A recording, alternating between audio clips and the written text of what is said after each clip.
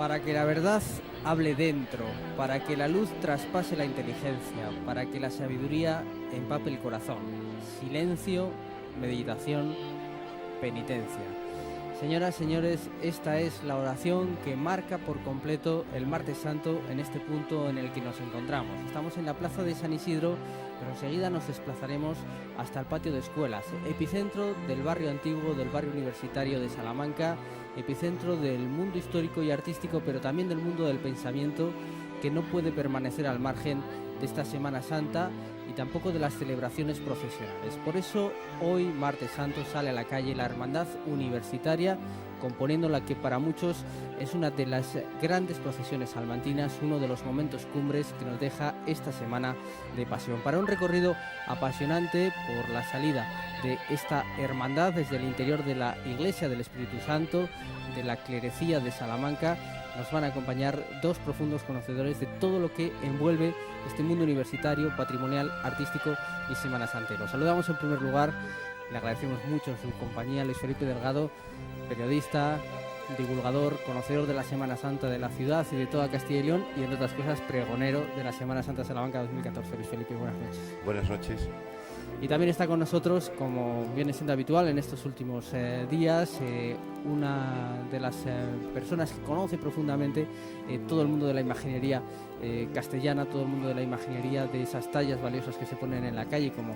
en este caso el Cristo de la Luz y Nuestra Señora de la Sabiduría. Rafa López, buenas noches. Buenas noches, Paco, y muchas gracias por tenerme aquí con vosotros. Bien, estamos en un momento de privilegio viendo cómo está preparado ya este paso del Cristo de la Luz y de Nuestra Señora de la Sabiduría, y en el interior, en este momento, de la clerecía de la Iglesia del Espíritu Santo se está dando las últimas indicaciones a los hermanos, porque la procesión todavía está en hora, todavía está a punto de salir, parte a las 9:15, y en este momento se está recordando pues algunas normas básicas que han dado, lo que yo decía, Luis Felipe, esa configuración excepcional. Por ese motivo está tantísima gente a lo largo del recorrido, porque se recuerda el silencio, se recuerda la ejemplaridad a la hora de procesionar, se recuerda la no ostentación, la austeridad, es decir, una serie de rasgos que hacen a esta procesión un momento muy especial. Sí, son las virtudes características de la Hermandad Universitaria, además desde la propia raíz de su fundación. Desde el primer momento se impone la sobriedad, bien condimentada con la estética en esta procesión. La túnica es la más pobre de las telas, hecha de viscosilla, el capillo verdugo huyendo del cartón que refleja el capirote andaluz, las cruces desbastadas, de pura madera, casi arrancadas de los mismos árboles, hechas en forma de cruz y con un peso considerable, soportadas, llevadas, transportadas penitencialmente por los hermanos, los faroles de hojalata. Toda la urdimbre procesional de esta hermandad universitaria está desde el primer momento muy bien ideada, muy bien pensada y mejor ejecutada. Estamos viendo la imagen del interior de la Iglesia de la Clerecía, que ya decimos que, ya comentábamos estos días en el paso de algunas imágenes por delante de aquí, Rafa, que es uno de los grandes monumentos salmantinos. Estamos ante uno de los grandes emblemas del barroco español, sin duda una ostentación de poder de la Compañía de Jesús, de la congregación jesuita de San Ignacio de Loyola, y ahí dentro nos encontramos un paso muy curioso en cuanto a lo que es la Semana Santa de la ciudad, porque es un paso que está compuesto, y tendremos ocasión de verlo conforme avance la procesión y la promesa del silencio, que es ese acto central en el patio de escuelas que estamos esperando, porque se compone de dos tallas distintas, de distinto autor, pero también de distinta época incluso. Sí, por supuesto. La Iglesia, como tú decías, es una ostentación de poder de los jesuitas en un momento muy importante para ellos en la vida española, y bueno, en el interior pues se conservan estas dos figuras de forma independiente, pero que nosotros vamos a poder contemplarlas en un solo paso. Una de las figuras es del siglo XVII, la otra es del siglo XVI, pero que componen un binomio que nos da una perfecta idea bueno, pues de lo que es la Semana Santa, ¿no? Y también del momento en el cual pues la Madre de Dios está contemplando a su hijo muerto en la cruz, con lo que eso tiene de carga emotiva y de dolor, perfectamente expresado, como veremos después en el rostro de la Virgen que contempla a su hijo. Bueno, estamos viendo esa cruz de guía. Hablábamos hace unos instantes con el hermano mayor de la universitaria y nos decía que bueno, no es una hermandad que se caracterice por grandes novedades, tiene una procesión hecha y mantenida con el transcurrir de los años. Esta vez hay un pequeño cambio en la promesa del silencio que ya les comentaremos, y después pues tampoco incorporan excesivos elementos. Podemos decir, ya lo apuntaba Luis Felipe, es una procesión, una hermandad que tiene muy poquitas cosas, pero muy valiosas. Esta cruz de guía es valiosísima, es uno de los grandes elementos patrimoniales de la hermandad, junto con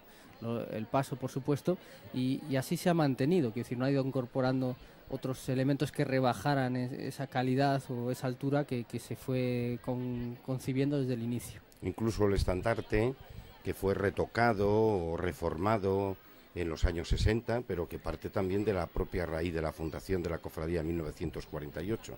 Encaja en esta tarde-noche del Martes Santo, encaja desde el primer momento.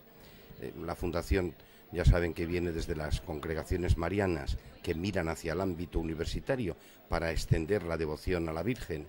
y a partir de ahí empieza a crecer este árbol fecundo que hoy ha dado a la Semana Santa salmantina uno de sus momentos más emocionantes desde el punto de vista religioso y más bonitos desde el punto de vista estético, porque encajar esta procesión tan austera, esas cruces, esos hábitos, en la belleza majestuosa de ese patio de escuelas, de ese frontal extraordinario, soberbio, que iluminado es todo un espectáculo, una sinfonía de la piedra y de la historia y de la epopeya y de la fantasía, realmente admirables, pues tiene un mérito indudable. Y lo ha conseguido la Hermandad Universitaria, que, como decías bien, no ha cambiado apenas un ápice de su manera de ser y de su manera de estar en la calle desde entonces. Bueno, estábamos viendo la diferencia entre distintas sensibilidades a la hora de procesionar. Ya habíamos apuntado, lo había hecho Luis Felipe al inicio, como los hermanos salen de dos en dos, ocupando cada lado de la calle, que portan esas cruces que pueden pesar entre 25 35 kilos, que es una cruz pesada, pero que deben llevar durante todo el recorrido de la procesión, que no podemos ver aquí, a diferencia de otras procesiones, hermanos descalzos. Eso sí, procesionan con esas austeras zapatillas de esparto, con esas sandalias de esparto, y que no está permitido hacer ningún tipo de ostentación de joyas, salvo la alianza matrimonial. Ni uñas pintadas en las penitentes. Todo esto está observado en las normas por las que se rige la cofradía. Son pequeños detalles, pero todo eso ayuda al conjunto para presentar esa soberbia estampa. Sale a la calle la Hermandad Universitaria y va dejando un rastro de silencio en este caso, porque esta es una procesión penitencial. Incluso hemos vivido otros momentos ya en esta Semana Santa 2014 en la que vamos avanzando, en la que hablamos del protagonismo de la música, de cómo van las bandas acompañando el caminar de las imágenes. Aquí estamos escuchando, en este caso, el trío Christus, que es otro de esos emblemas que todo el público que año a año en Castilla y León sigue de cerca esta salida a la calle de la Hermandad Universitaria, que por cierto hacía 3 años que no lo podía hacer de manera completa, 2 por lluvia, y en la anterior tuvo que acortar su recorrido. Sabe que cuando suena ese trío Christus es que viene la Hermandad Universitaria. Vamos a escuchar un poco.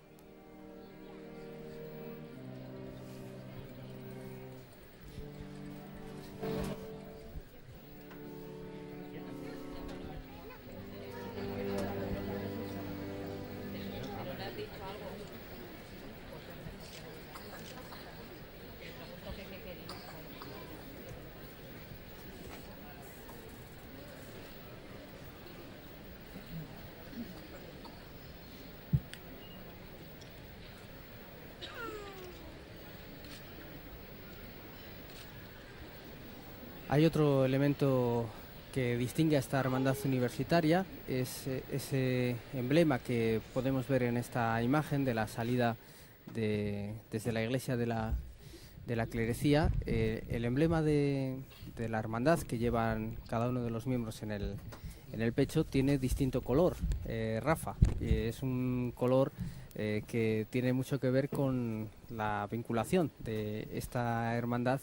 con precisamente las facultades de la Universidad Salmantina, que es decir, en función de cada estudio o cada vinculación de los estudiantes con un u otro estudio, pues se lleva un fondo para ese anagrama que es común, a Cristo por María, como nos decía Luis Felipe, centrado en esas congregaciones marianas, y luego ya en función de la facultad de la que provenga cada hermano, pues hay distintos colores. Claro, cada uno de las 4 especialidades que hay llevan un color diferente, llevan un color distinto. El rojo lo usa la Facultad de Derecho, el azul para Filosofía y Letras, el amarillo para Medicina y el morado para Ciencias, dependiendo de la facultad a la que pertenece cada uno de los universitarios, pues cada uno lleva un color diferente, ¿no? Un color distinto. Bueno, hay nuevas facultades que están apostando por nuevos colores, pero vamos, estos son los tradicionales, porque recordemos, por ejemplo, que los estudios tradicionales en Salamanca, que comenzaron siendo estudios de teología en el siglo XIII, en 1218, con la fundación de la universidad, poco a poco se van ampliando, siendo Derecho y Medicina los 2 estudios principales en el siglo XVI, que ocupaban una cantidad de alumnos excesivamente grande para un momento, pues digamos, tan pasado como ese. Siguen siendo actualmente las facultades más importantes ahora mismo y con mayor número de alumnos y con mejores profesores también, tienen prestigio a nivel nacional tanto las facultades de Medicina como la facultad de Derecho. Sí me gustaría apuntar una cosa, porque habíais comentado antes, bueno, es decir, la universidad yo creo que tiene que estar presente, ¿no?, en los desfiles procesionales, porque es algo que es parte importantísima, digamos que es el núcleo central de la vida de la ciudad de Salamanca, ¿no? Y por tanto los universitarios también, digamos, tienen su manera de expresar y demostrar su fe y su sacrificio con esta procesión, ¿no? Pero me llamaba la atención el tema de la congregación mariana y cómo la Universidad de Salamanca fue una de las primeras que se adscribió al dogma de la Inmaculada, que está representado en el retablo el retablo de la capilla de la universidad, del edificio principal de la universidad. Allí está pintada la adscripción, que no se convertirá en dogma hasta pasado el tiempo, ¿no? Pero las universidades se adscribían a este dogma, y entre ellas una de las primeras fue la Universidad de Salamanca.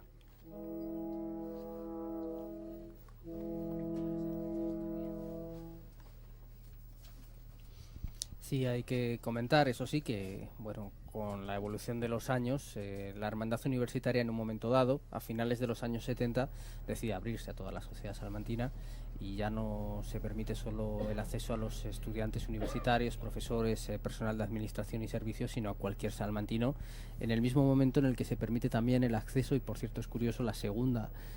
hermandad de Salamanca y una de las primeras de España en permitir el acceso de la mujer en igualdad plena de derecho. Y veíamos en ese plano anterior cómo las otras universidades que tienen hermandad, caso de la vecina Valladolid, también arropan, es una tradición que estén en este desfile. Sí, por eso habíamos visto 3 caperuces que rompen la fisonomía habitual de esta procesión de la hermandad universitaria, el verdugo Capillo. Son invitados, lo mismo que ellos, los salmantinos, acudirán a la procesión del Santísimo Cristo de la Luz de la Hermandad Universitaria de Valladolid, cuando ella ocupe el sitio privilegiado que tiene en la Semana Santa de la ciudad vecina. Bueno, esto es la cruz de guía, los hermanos de la universitaria que ya están avanzando por la calle Libreros, que desde luego también es uno de los pasillos privilegiados que tenemos para disfrutar la Semana Santa en Castilla y León. Esta calle Libreros no solo es fundamental porque conecta 2 templos del saber, como es la Universidad Pontificia con la Universidad Salmantina, sino también porque aquí hay que recordar estaban las librerías en la época dorada del estudio, es decir, las imprentas. Eso significa que de esta de esta calle, y a través de impresores tan conocidos como Portonaris y algunos otros impresores de gran prestigio, pues se expandió el conocimiento en el siglo XVI, en esa edad dorada, en el siglo XVI-XVII, en el momento en el que estaban fraguando además muchas de las tallas que vivimos por las calles en Castilla y León. Pues aquí estaba un poco la generación del pensamiento. Sí, era normal la agrupación de los gremios en diferentes calles, que en muchas de ellas han conservado el nombre, como esta calle Libreros, que tenemos tan popular, digamos, tan conocida en Salamanca, y bueno, pues había otras calles exactamente igual que conservaban el oficio de los diferentes pues digamos gremios que existían en la ciudad, ¿no? Curtidores, por ejemplo, peleteros, todo este tipo de gremios se agrupaban en torno a una calle y tenían allí sus tiendas. La verdad es de que para un profano, para alguien que venga de fuera, para alguien que de repente se encuentre en Salamanca viviendo por razón de sus estudios o también en razón de su actividad laboral, encontrarse con esta calle en cualquier día del año o pasear por ella es una verdadera maravilla. La calle Libreros es toda una sinfonía de soledad, de recogimiento, de historia, entre las piedras, las losas, las luces, las farolas, tan simétricamente ajustadas en sus luces al entorno. Es de verdad una maravilla de calle, y es uno de los lugares preferidos por la Semana Santa salmantina, porque por ella pasan la mayoría de sus desfiles procesionales. Se pone ya en marcha el paso del Santísimo Cristo de la Luz y de Nuestra Señora de la Sabiduría, dos advocaciones universitarias por excelencia. Lo vamos a ver ahora en unos minutos, cuando escuchemos esa promesa del silencio, mientras vemos efectivamente ese entorno magnífico, ¿no?, que explica también los valores de esta Semana Santa de la ciudad, con la cúpula de la Iglesia de la Clerecía al fondo, mientras la cabecera de la procesión está ya en el patio de escuelas. Está a punto de salir este paso a la calle en la plaza de San Isidro, y lo hace, como ven, con unos sencillos toques de llamador, con un paso sobrio, fúnebre, ajustado. Y vamos a ver este momento con la atención y el silencio que merece, porque sale a la calle el Cristo de la Luz y Nuestra Señora de la Sabiduría.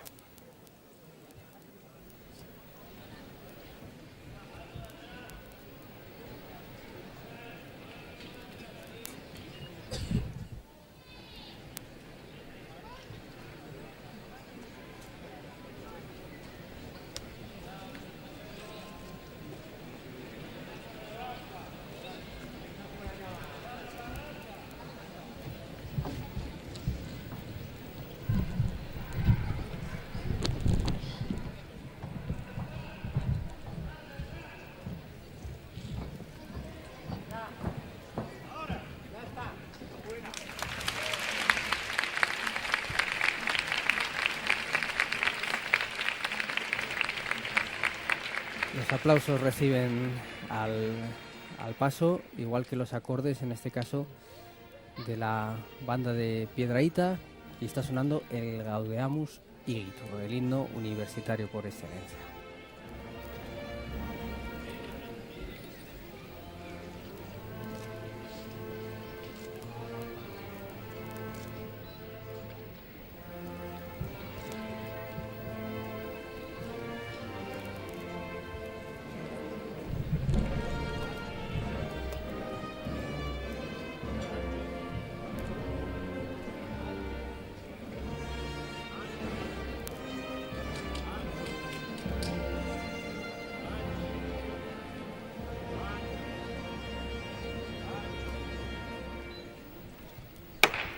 Hablamos de bandas, pues ahí está un pueblo abulense, Piedrahíta, con su propia banda de música, que viene a ser la expresión de tantas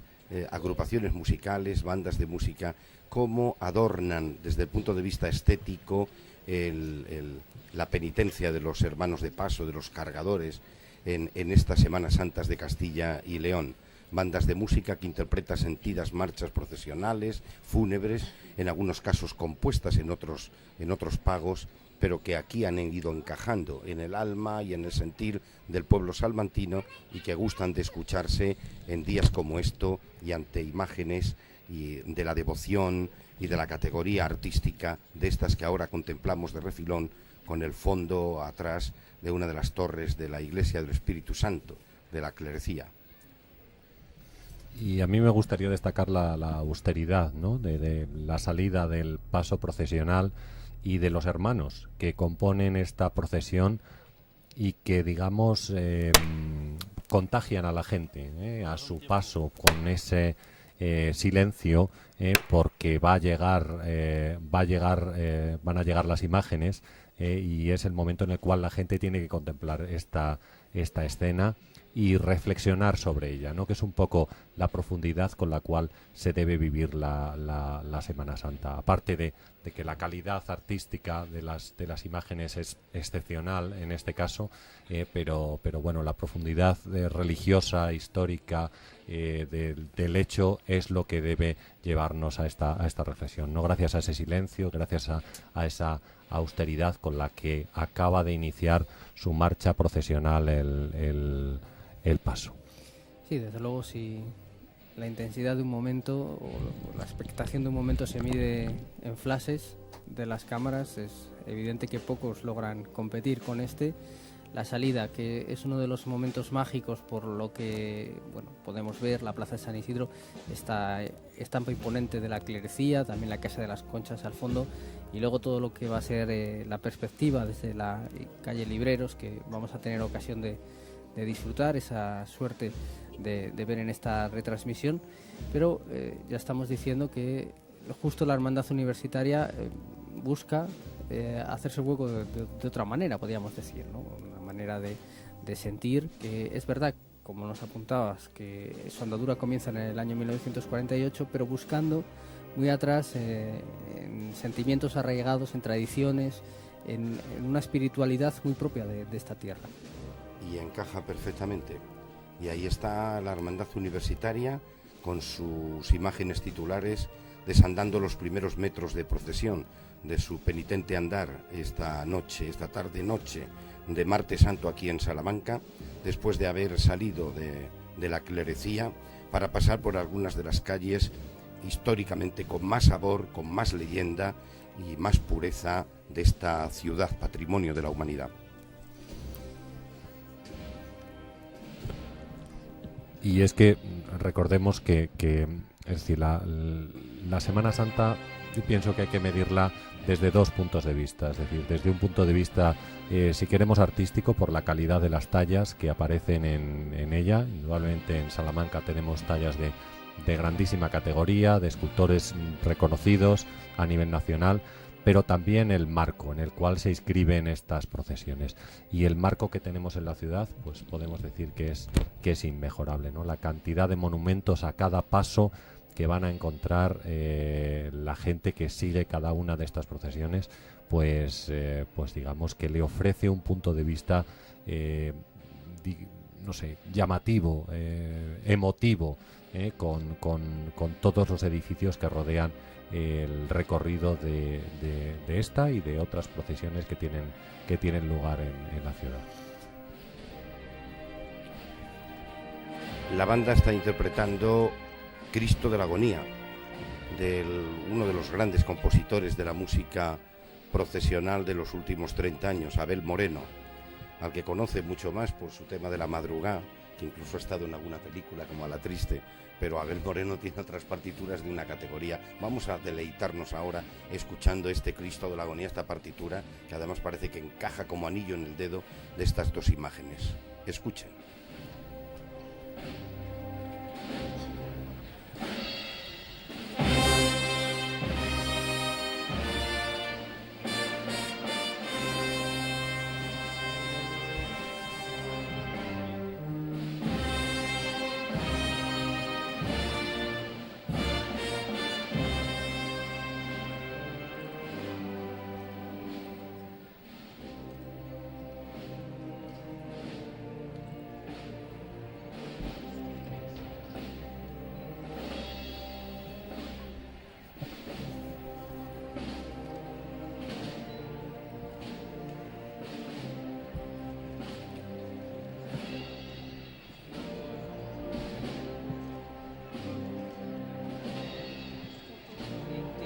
Piensas tú, muerto Cristo mío, ¿por qué ese velo de cerrada noche de tu abundosa cabellera negra de Nazareno cae sobre tu frente? Es el Cristo de Velázquez de Miguel de Unamuno en la calle Libreros, que está a punto de hacer entrada este paso del Cristo de la Luz, y Nuestra Señora de la Sabiduría vivió durante muchos años el eterno rector del estudio salmantino. Está justo pasando por el aulario de San Isidro, invocando ya la calle, y ahí Miguel de Unamuno, entre las facetas que seguramente no sean más conocidas de su insigne labor al frente de la Universidad de Salamanca, hay que recordar que en el año 1934 institucionaliza de manera definitiva la existencia en la Universidad de Salamanca de una junta de capilla que tiene la responsabilidad de llevar a cabo los oficios más solemnes en los momentos relevantes del año, tales como la festividad de Santo Tomás de Aquino y particularmente la Semana Santa. Tal es así que hoy día se mantiene su actividad, y también, bueno, pues los jueves y Viernes Santo tienen un ceremonial propio y específico. Yo creo que es también justo recordar que la Universidad de Salamanca, como decíamos, no puede vivir al margen de esta celebración de la Semana Santa, y que incluso en sus privilegios a la hora de organizar la Semana Santa en la ciudad obtuvo la posibilidad de no tener que ir a acudir a una parroquia, sino poder hacerlo dentro de sus propios muros, y ahí tenía la potestad de pedir en la colecta no solo por el Papa, los obispos y los cristianos, sino por la universidad, y precisamente pidiendo esto: concede la luz de la verdadera sabiduría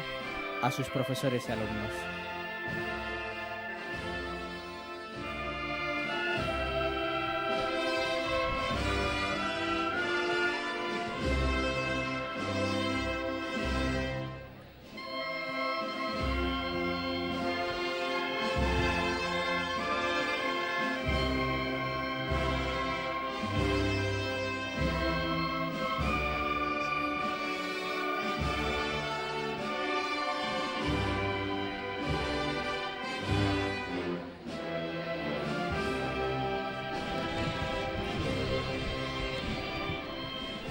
La mesa sobre la que salen las dos imágenes titulares es de nogal del año siguiente, 1949, al de la fundación de la Hermandad. En el paso, las efigies en las esquinas es de lo más sobresaliente. Están los patrones de las facultades representadas: patrono Raimundo de Peñafort de la de Derecho, San Lucas, el evangelista de Medicina, San Isidoro de Filosofía y de Letras, y San Alberto Magno de Ciencias, en cada una de las esquinas de estas soberbias andas, o trono, mesa procesional, sobre la que van el Cristo de la Luz de Esteban de Rueda, del toresano Esteban de Rueda, que tuvo taller importante por toda esta zona de Castilla y León, y la Virgen de la Sabiduría, del que siempre se ha dicho, y Rafa me podrá corroborar o no, que viene de la escuela de Juan de Juni, de Valladolid más o menos, y un poco más, ¿no?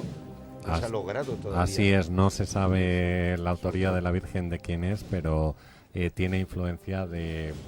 la Dolorosa que realiza, o de Nuestra Señora de la Sabiduría que realiza Juan de Juni, y que procesiona también por las calles de Valladolid. Y es curioso, decía que, y tendremos seguramente ocasión en el patio de escuelas de hablar de ello, que durante muchos años, no se sabe muy bien por qué, se había dado un atribuir este Cristo a Pedro López de Reinaldo, que entre otras cosas era más un ensamblador de retablos, un montador, que un tallista, un escultor. Y bueno, con motivo de la celebración de las Edades del Hombre en la cercana Ciudad Rodrigo, la edición del año 2006, la bautizada como Kyrios, pues los estudios preliminares, porque esta pieza del Cristo de la Luz participó en esa exposición, en el ámbito dedicado a la pasión y muerte de nuestro Señor, pues se determinó efectivamente que era obra del toresano Esteban de Rueda,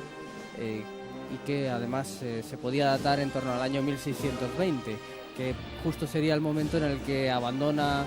el taller de Sebastián Ducete y bueno, empieza su andadura en solitario, ¿no, Rafa? Y da la impresión de que cuando él, muere su maestro, con el cual había trabajado a lo largo de la segunda década del siglo XVII, y entonces él, pues hay un descenso en los encargos que tiene en la ciudad de Toro, entonces decide trasladarse a Salamanca, y aquí va a permanecer durante unos años, pocos, tampoco es que tuviera excesivos encargos en la ciudad, aunque sí tenía más que en Toro. Pues nada, las ciudades están muy cerca, las dos, y bueno, pues atendía todos los encargos que le venían. Lo que le ocurrió a Esteban de Rueda es que falleció muy joven, falleció muy pronto. En el año 1627 va a fallecer con solamente 41 años,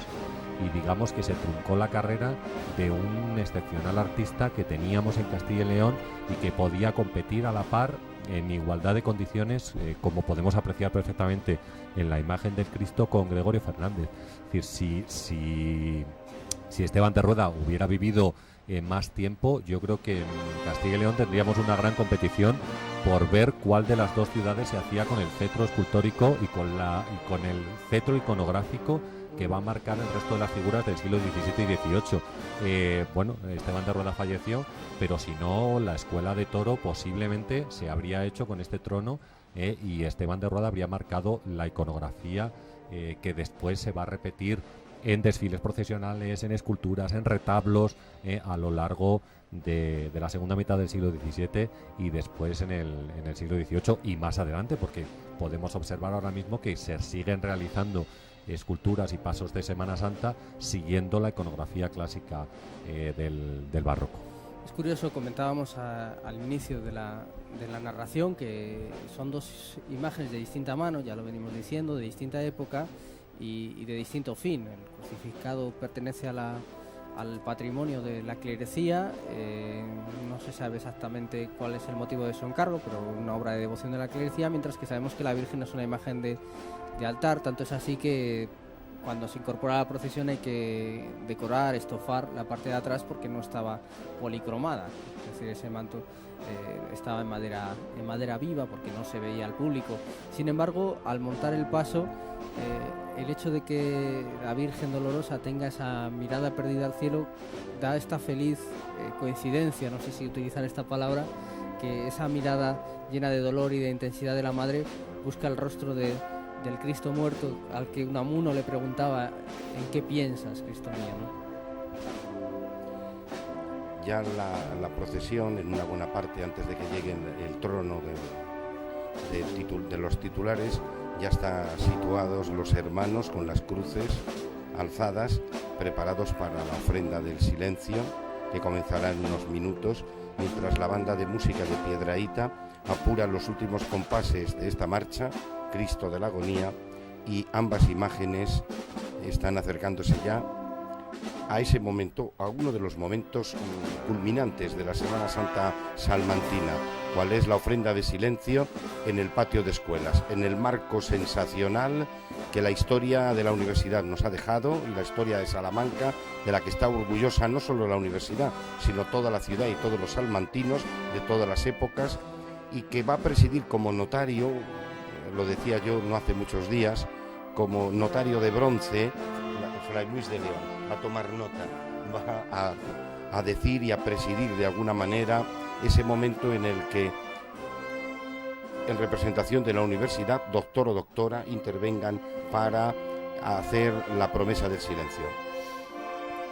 Pasa esta imagen, estas dos imágenes por delante de esas almenas que marcaban precisamente que era territorio de jurisdicción universitaria. De puertas para adentro de esas almenas, ahí mandaba el rector, no mandaba el corregidor, solo mandaba el rey y el rector, y precisamente daba lugar de ese poderío que tenía la universidad en su época clásica. Esto que comentábamos, que tenía ese privilegio de celebrar los oficios sagrados en su real capilla de San Jerónimo, no tenía que acudir a otro punto, Real Capilla de San Jerónimo, donde entre otras cosas están las cenizas de Fray Luis de León, que allí fueron trasladadas después de la destrucción del convento de San Agustín, en el que fue enterrado en primer término, y donde también está ese lienzo de la Inmaculada Concepción, esa obra mariana por excelencia, de la imagen romana, de barroco romano, que muestra también las distintas orientaciones de esta universidad, una universidad de los reyes y una universidad inspirada en la Inmaculada. Es que claro, pensemos en el poderío que tenía la Universidad de Salamanca en el momento en el que se construye el edificio. O sea, una ciudad con 30.000 habitantes y que tenía 6.000 estudiantes universitarios, es decir, la desproporción era tremenda en ese momento, digamos. Y bueno,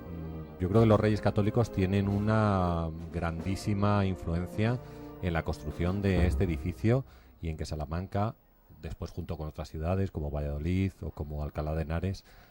sea centro de formación de funcionarios para el cambio que ellos quieren dar a España, ¿no? A la incipiente España, digamos, ¿no? Gracias a la unión de los estados que va a propiciarse a finales del siglo XV. Se coloca el paso de Nuestra Señora de la Sabiduría, el Cristo de la Luz, y ahí está el coro Tomás Luis de Vitoria recibiendo este paso con, otra vez, escuchamos el Gaudeamus.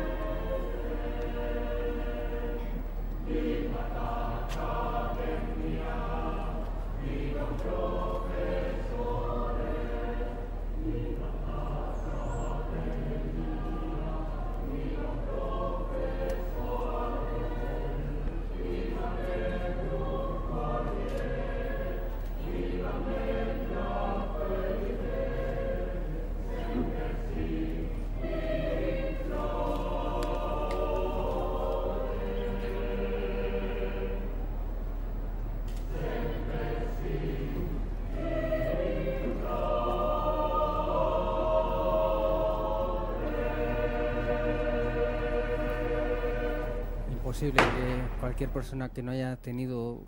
una vinculación siquiera tangencial con el mundo universitario no sienta en estos momentos, ante esta fachada rica de escuelas mayores y el paso depositado en el centro ante el notario de bronce que decía Luis Felipe brillantemente en su pregón de la Semana Santa, que va a ser testigo de este acto en este bosque de cruces de madera, en este sensacional decorado de piedra dorada. No sienta en estos momentos una intensa emoción a la espera de que el capellán universitario Agustín Ríos dé comienzo al acto de la promesa del silencio.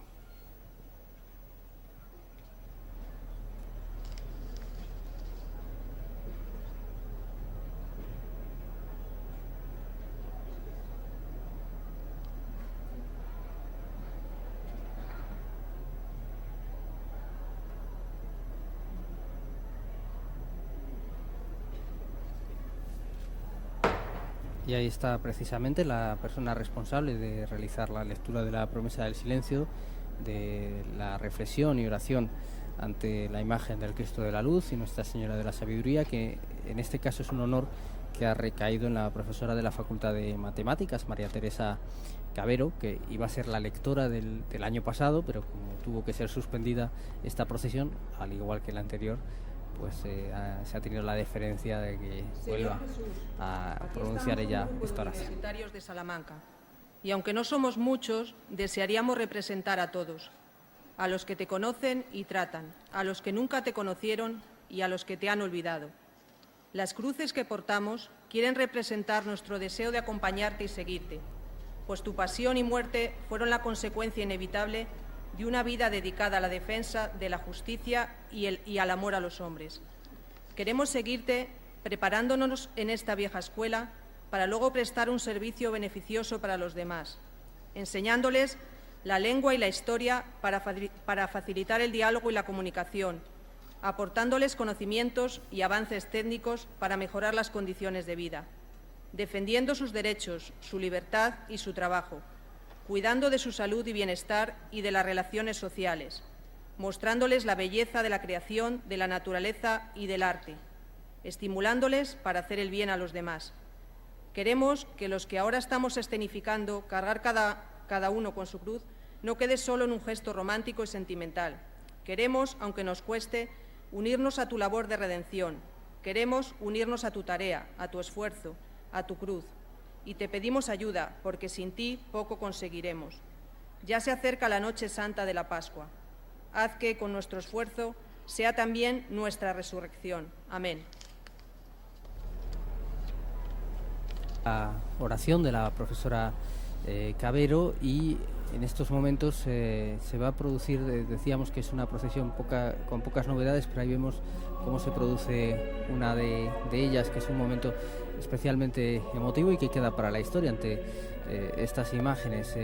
No es habitual, no había sido habitual en los últimos años, décadas, que los hermanos de carga del paso salieran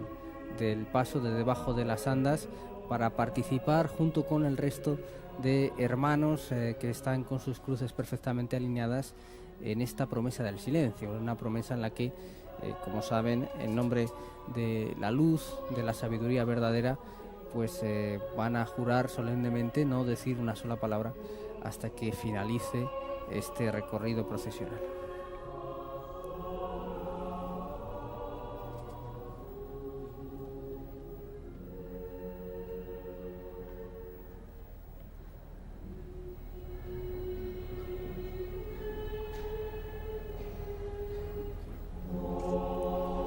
Mientras el coro Tomás Luis de Vitoria continúa con este momento de solemnidad especial, recordamos, Luis Felipe, que ha sido habitual también a lo largo de la historia de la hermandad, pues invitar a personas de prestigio a participar en esta, por lo menos como hermanos de honor, en esta promesa del silencio, y ha habido personalidades muy relevantes de la Universidad de Salamanca que han asistido a este acto ahora mismo, como puede ser Fernando Lázaro Carreter o Ruiz Jiménez. Sí, a lo largo de la historia, la verdad es que la Universidad de Salamanca ha tenido tantos, tan importantes y tan ilustres nombres, que algunos de ellos efectivamente estuvieron en esta tarde del Martes Santo aquí, de alguna manera siendo la voz de la universidad ante el Cristo de la Luz y la Virgen de la Sabiduría, emparentando de alguna manera el saber, la sabiduría con la oración, con la fe. Y lo hicieron muy bien. Sí, lo ha descrito perfectamente la profesora Cabero, y ahí vemos a un hermano de medicina mientras comienza la oración de para que la verdad hable dentro, para que la luz traspase la inteligencia, para que la sabiduría empape el corazón. ¿Prometéis el más absoluto silencio desde este momento hasta la conclusión de este acto? Sí. ¿Prometéis entregar toda vuestra inteligencia a la meditación, ajenos a cuanto ocurra en la calle? Sí, prometemos. ¿Prometéis vivir esta procesión con auténtico sentido de penitencia? Sí, prometemos. Si así lo hacéis, que el Santísimo Cristo de la Luz y Nuestra Señora, Madre de la Sabiduría, os lo premien. Si no, que os lo demanden.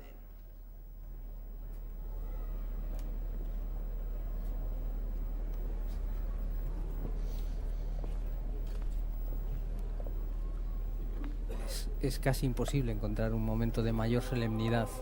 que el que acabamos de vivir, como Agustín Ríos. Una oración que fue realizada en 1948 por el profesor Juan Iglesias, justo en sus últimos momentos de estancia en la Universidad de Salamanca, antes de partir hacia la Complutense de Madrid. Y bueno, ha habido alguna modificación a lo largo de de los años, pero básicamente esa es la oración que él compuso, y subrayándose ese marcado cariz universitario. También es un momento de reivindicar esa figura. El profesor Iglesias es uno de los más destacados expertos en derecho romano que ha tenido la historia reciente de España, muy reconocido, y además una persona muy conciliadora, con un talante muy abierto, muy humanista y muy creyente, además de la necesidad de practicar el Evangelio día a día, no solo en momentos de solemnidad como este, sino en el día a día, que es algo que también incide mucho gestos como esa cruz, como decía la profesora María Teresa Cabero, de cargar con la cruz y seguir a Jesús, no solo hoy, que hasta cierto punto es fácil, aunque sea un sacrificio, sino en el día a día.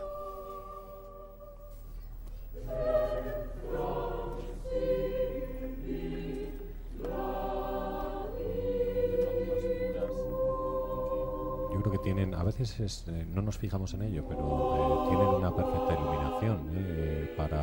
para destacar los puntos más importantes de ellas. Y me gustaría comentar algo sobre la Virgen, una Virgen que como decíamos, se ha atribuido a la escuela de Juan de Juni. Juan de Juni, que tiene presencia en Salamanca y que tiene obras en el claustro de la catedral, por ejemplo, donde realiza un bajorrelieve de un calvario,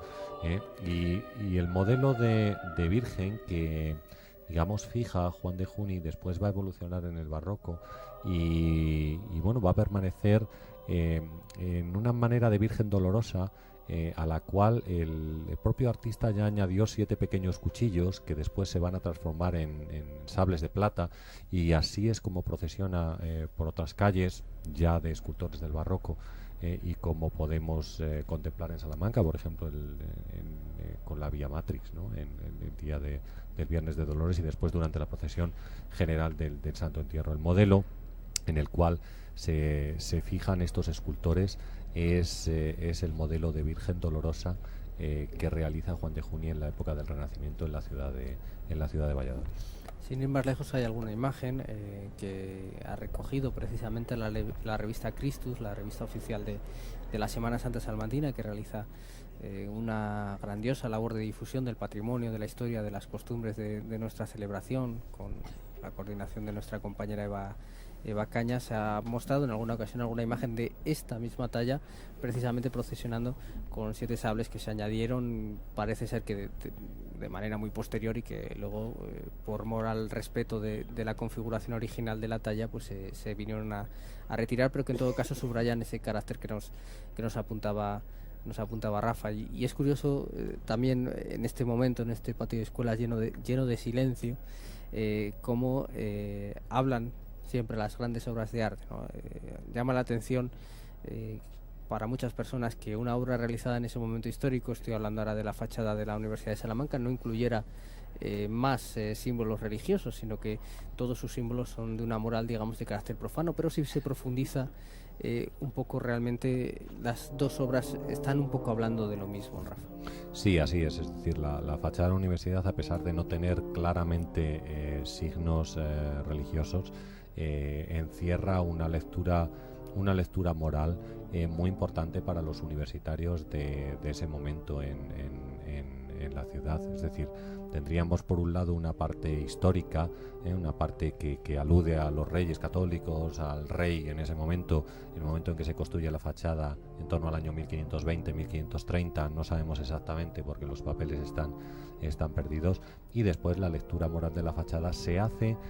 más con alusiones a la mitología y a la simbología que a cuestiones de tipo religioso. Es decir, la presencia de figuras como Hércules o Venus y modelos de comportamiento para los universitarios, o la famosa rana, sapo de la universidad, que nosotros, está bien recordarlo, podemos observar en esculturas de tipo gótico, donde aparecen figuras que tienen colocados sapos en diferentes partes del cuerpo, normalmente asociado al pecado de lujuria, es decir, aparecen figuras, por ejemplo, con sapos en los ojos, sapos en el pecho, sapos en el sexo, pues con todos los lugares con los cuales se podía pecar, exactamente. Entonces, hemos dicho que el siglo XVI es una época de muchísimos estudiantes, todos varones en ese momento, 6.000 estudiantes, y hay que advertirles de alguna manera que no deben salir del camino recto, porque salir del camino recto significa la perdición, significa el infierno, significa perder su alma, significa perder la vida eterna, ¿no? Entonces, indudablemente, aunque se hace con una simbología animal, en este caso, bien con figuras de tipo mitológico, como hemos dicho, Hércules o Venus, hay alusiones claramente religiosas en la simbología de la fachada de la universidad. Fachada que sirve pues de tapiz para estas dos imágenes del Cristo de la Luz y de nuestra Madre de la Sabiduría. Ahí los tienen a los dos frente a frente. Como también dije yo hace unos días, parece que están hechos el uno para el otro, en la mirada de la Madre, en el rictus del escorzo de la muerte ya en el Cristo, en la cabeza ya inclinada. Todo es una armonía, una conjunción estética y devota realmente magníficas. Y la Hermandad Universitaria, desde luego, desde el comienzo, desde aquel año, acertó plenamente al elegir estas dos imágenes y además formar con ellas, con los apellidos de la luz y de la sabiduría, lo que sin duda son las dos columnas base del estudio, del primitivo estudio y de la universidad. Sí, decíamos hace un momento que la universidad, aunque en algunos momentos de la historia reciente ha dado un poco la espalda a estas celebraciones, incluso hemos vivido, y lo recordarás, Luis Felipe,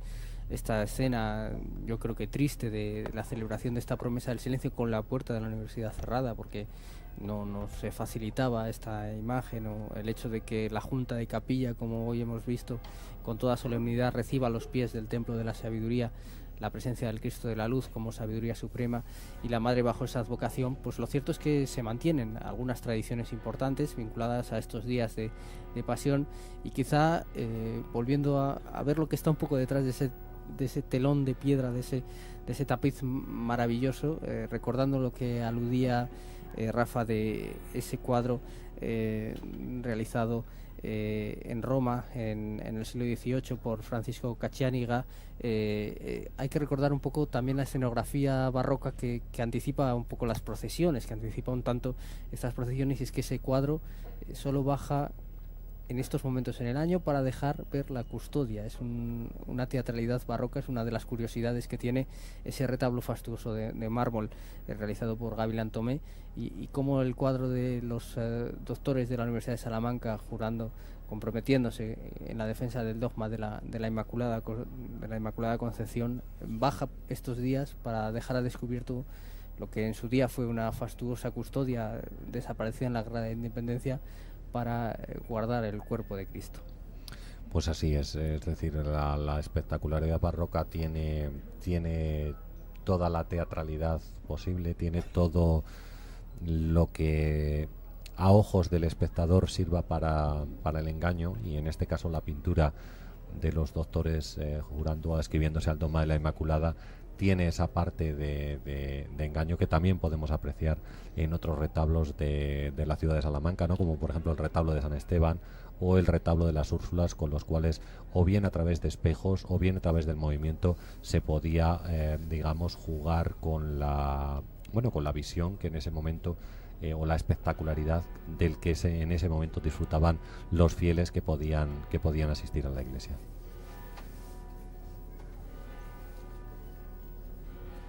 El premio de las letras de Castilla y León del presente año, Jesús Hilario Tundidor, premio Adonais 1962, con una dilatadísima trayectoria, sí escribía en sus años mozos algunos poemas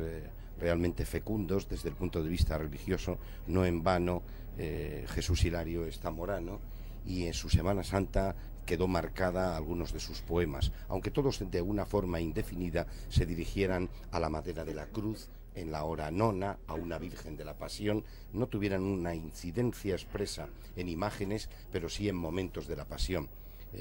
digamos, el Jesús Hilario Tundidor joven, que ya caminaba hacia la madurez poética. Por ejemplo, escribía en el año 68, en la hora nona, en algunos de sus versos decía: fue por las horas de la muerte, sin fin y sin principio, sin cansancio ni largos gestos. Fue bajo la soledad del hombre, bajo la vida, antiguamente, en la sangre apagada, cuando el llanto entre la eternidad de los crepúsculos fue indefinidamente solitario. Con estos versos sí quiero también rendir un homenaje a todos los poetas de nuestra comunidad de Castilla y León, que también han escogido el camino de la poesía devota, mística, religiosa, enfocada principalmente a estos misterios de la pasión, muerte y resurrección del Señor, pero también a otros momentos. Y no olvidemos a San Juan de la Cruz ni a Santa Teresa. Estamos hablando de los poetas del siglo XX, incluso de este siglo XXI. Aquí en Salamanca hay algunos testimonios importantes de celebraciones poéticas singulares, como el poeta ante la cruz todos los años, que tienen un poeta invitado, generalmente de nuestra comunidad de Castilla y León. Yo recuerdo, por ejemplo, a un vallisoletano, Ángel María de Pablos, que estuvo no hace muchos años en este acto y que tuvo, entre otros, algún soneto, algunos versos como estos que decían: milagro fue que de la estéril roca manase un chorro limpio al solo roce de mi labio sediento de su goce, agua diría que colmó mi boca. Milagro fue, Señor, que al contemplarte, clavado en esa cruz escarnecido, se hiciera luz mis sombras y fe el latido, serenidad mis pulsos, y en amarte fuere dolor por mí bien recibido, si era una espera menos a arañarte. Si hiciera luz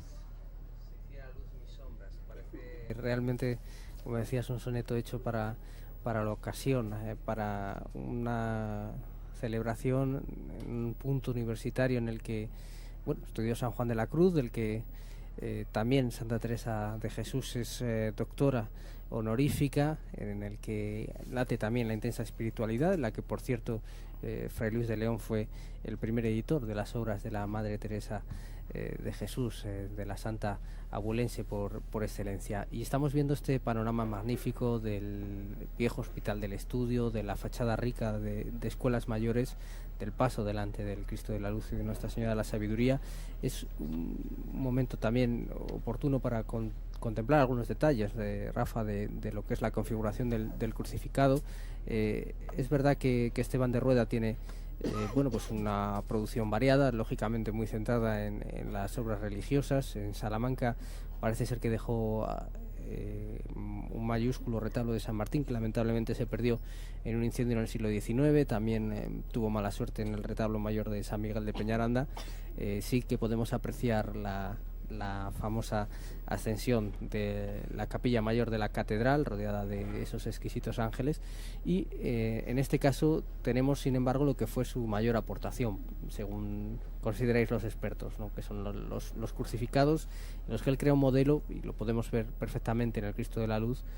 un poco más adelgazado, más fibroso de lo que se estaba trabajando en aquel momento, y que sin embargo es un modelo que tuvo un impacto excepcional en todos los talleres del momento, como decías, compitiendo sin duda con un modelo distinto de lo que hacía Gregorio Fernández, y bueno, que tenemos afortunadamente la oportunidad de decirlo ya sin ningún tipo de atisbo de duda, que esta obra mayúscula ha salido de esa rubia. Pues así es decir, su maestro, Sebastián Ducete, es una persona que evoluciona.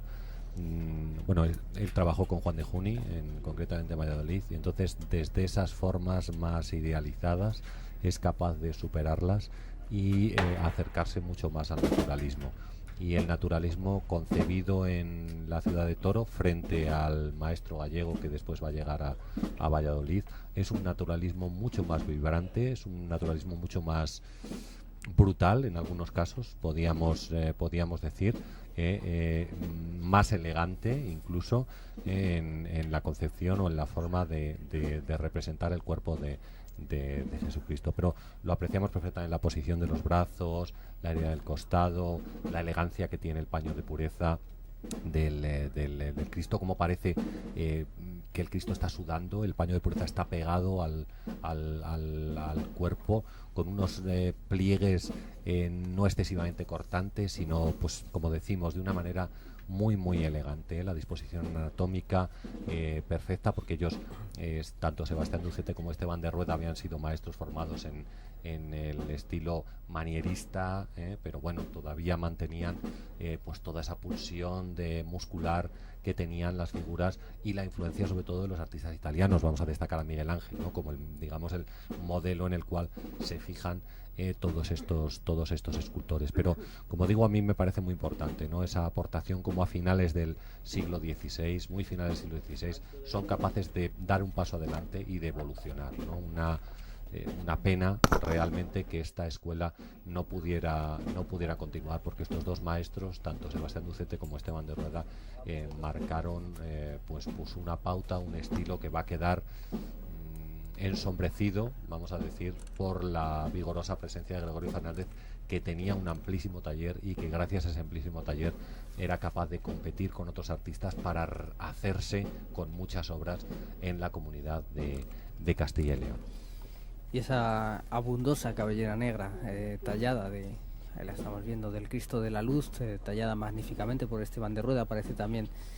inspiradora de los propios versos de Miguel de Unamuno, junto a cuya casa museo está a punto de pasar este paso del Cristo de la Luz y Nuestra Señora de la Sabiduría. Momento de dejar aquí este auténtico privilegio, esta ventana fastuosa que hemos podido llevar hasta sus casas, con los acertados comentarios de Luis Felipe Delgado, que le agradecemos muchísimo su aportación. Muchas gracias, Luis Felipe. De nada, encantado. Y de Rafael López, recordando todos estos apuntes de enorme interés. Gracias. Gracias por estos días que he pasado con vosotros, Paco. El Cristo de la Luz y Nuestra Señora de la Sabiduría, que se adentran en el tortuoso recorrido del barrio universitario salmantino, mientras sigue la Semana Santa en Castilla y León.